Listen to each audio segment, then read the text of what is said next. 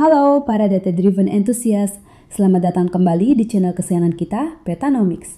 Kali ini, kita nggak lagi ngomongin sawah atau pupuk, tapi ada badai besar yang siap menerjang salah satu komoditas andalan kita, batu bara.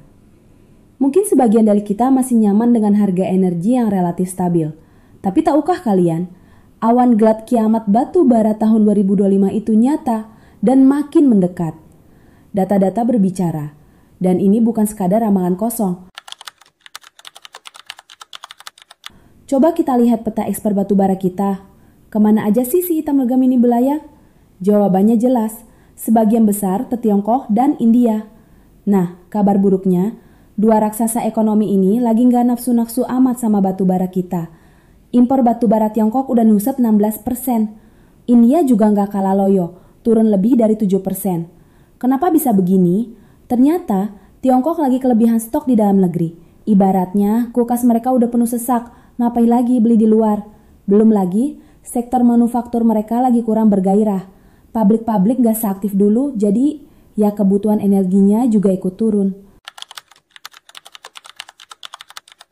Masalah gak cuma soal kuantitas, tapi juga kualitas. Tiongkok dan India sekarang lebih milih batu bara yang kalorinya tinggi, yang lebih efisien buat pembangkit listrik mereka. Nah, mayoritas batu bara kita ini sayangnya kalori rendah. Ibaratnya, mereka nyari bensin Pertamax, kita malah nyodorin premium. Di sisi lain, para pesaing kita juga nggak tinggal diam. Mongolia dan Australia makin gencar nyuplai batu bara ke Tiongkok. Mongolia malah punya keuntungan geografis, deket banget. Rusia juga ikutan nimbrung, ngejual batu bara kalori rendahnya ke Tiongkok.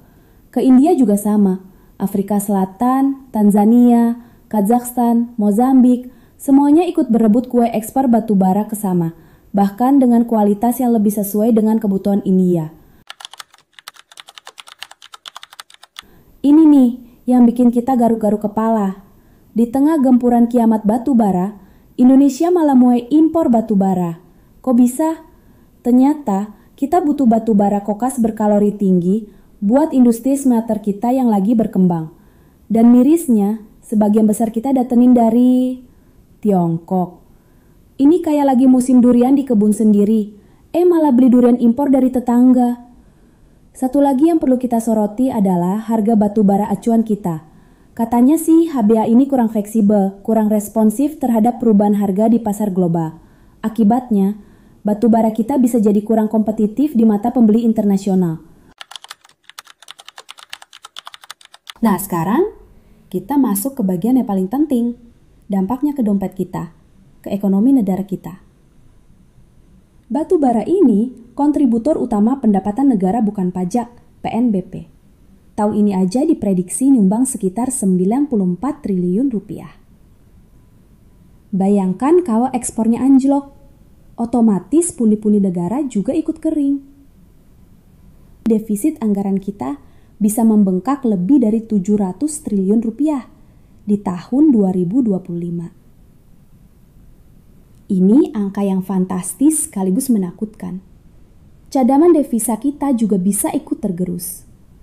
Ingat, batu bara ini salah satu sumber utama devisa kita. Kalau kerannya macet, ya devisa kita juga bisa seret. Efeknya nggak cuma di level negara. Bisnis-bisnis lain juga bisa ikut merasakan getahnya. Ibaratnya, kalau satu gerbong kereta anjlok, gerbong-gerbong di belakangnya juga bisa ikut terganggu. Di pasar saham juga udah kelihatan gejalanya. Harga saham perusahaan-perusahaan batubara gede kayak Adaro, United Tractors, ITMG, Harum Energy udah pada koreksi. Ini sinyalemen yang perlu kita perhatikan baik-baik. Ternyata ada juga ancaman dari luar, dari para aktivis lingkungan internasional yang pengen industri pertambangan kita ini melemah. Mereka punya berbagai cara buat menekan kita. Dan yang lebih mengejutkan lagi, ada proyek rahasia di Tiongkok sana. Namanya Jalur Kereta Api Menghua. Kereta ini bisa mengangkut 200 juta ton batu bara setiap tahun dari utara ke selatan Tiongkok. Ini jelas bakal makin mengurangi ketergantungan mereka sama batubara impor.